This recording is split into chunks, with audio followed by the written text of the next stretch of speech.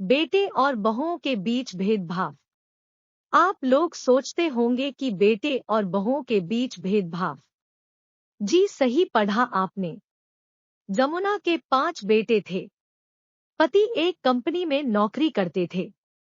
पति की तनख्वाह कम थी। 5 बच्चों का पालन पोषण भी मुश्किल था। वैसे भी जमुना अपने माता पिता की आखिरी संतान थी।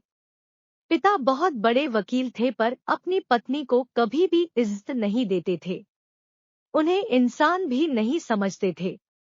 उनका काम बच्चों को पालना, घर संभालना, बस यही था।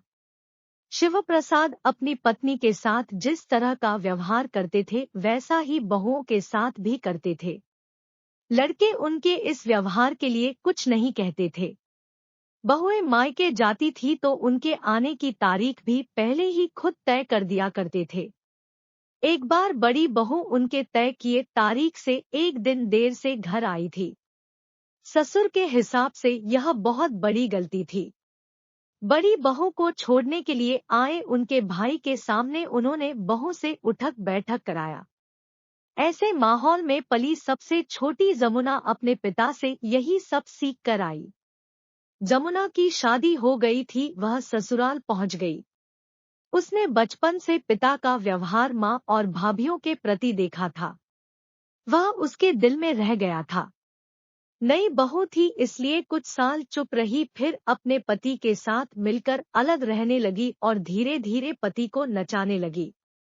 मायके से भाई भतीजे आए दिन आते रहते थे। 5 बच्चे किसी तरह पल रहे थे।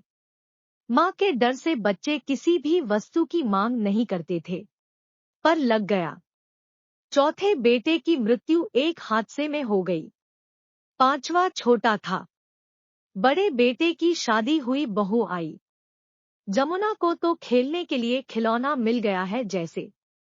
तब तक सारे लड़के जमुना की मदद करते थे। बहू के आने के बाद उन्होंने किसी को भी काम करने नहीं दिया। दूसरी तीसरी बहुएं भी आ गई। उन्हें घर का काम, बाहर का काम जैसे राशन पानी लाना, गेहूं पिसवाना, कुएं से पानी भरना, कपड़े धोना, ब्राह्मण परिवारों के नाजनखरे अलग सारे काम करने पड़ते थे और बेटे सिर्फ ऑफिस जाकर आते थे। हर किसी को चाय नाश्ता सब ले जाकर देना पड़ता था। अगर कोई बेटा भूल से कुछ करने भी आया तो बहुओं की शामत आ जाती। इतना सब करने के बाद भी बहुओं को गुस्सा तब आता था जब बेटों के जन्मदिन वे अच्छे से मनाती थी पर बहुओं के जन्मदिन उन्हें कभी भी याद नहीं रहते। यही कहती थी वह, इतना काम कराना एक बाहर की लड़की जो अपने माता पिता की लाडली होती है, कहाँ तक सही है। बेटों का मुंह माँ के सामने नहीं खुलता था। खाना खाने बैठो तो तानों की ऐसी बौछार होती थी कि हलक से एक निवाला नहीं उतरता था। ऐसा क्यों? तीसरी बहू तो न सह सकने के कारण घर से भाग गई। लोग उनके घर में लड़की को देने के लिए हिचकिचाने लगे, फिर भी जमुना नहीं सुधरी। दोस्तों, मुझे एक बात समझ में नहीं आती कि बहू हम अपनी पसंद से लाते हैं, शादी होते ही उसमें इतनी कमियां कहाँ से दिख जाती है, मालूम नहीं।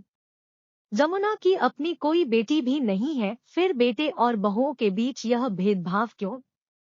आशा करती हूँ आज की कहानी अच्छी लगी होगी। अच्छी लगी तो लाइक करें, शेयर करें, मेरे चैनल को सब्सक्राइब करें और कमेंट में अपनी राय जरूर दें। इस कहानी से क्या सीख मिली? वीडियो देखने के लिए बहुत बहुत धन्यवाद।